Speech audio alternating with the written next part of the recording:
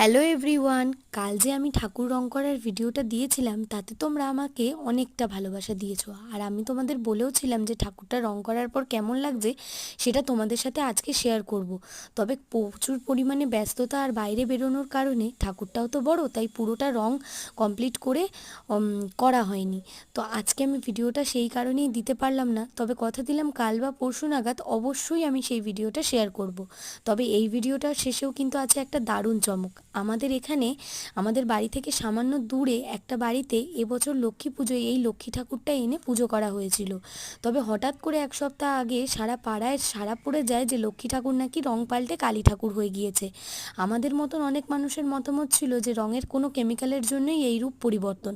তবে অনেকেরই বিশ্বাস যে লক্ষ্মী ঠাকুর বদলে গিয়ে রাতারাতি কালো হয়ে শ্যামা কালী রূপে বা কালী রূপেই পরিবর্তন হয়েছে। আপনাদের কি মতামত? ভালো লাগলে লাইক, চ্যানেলটা সাবস্ক্রাইব করে দেবেন।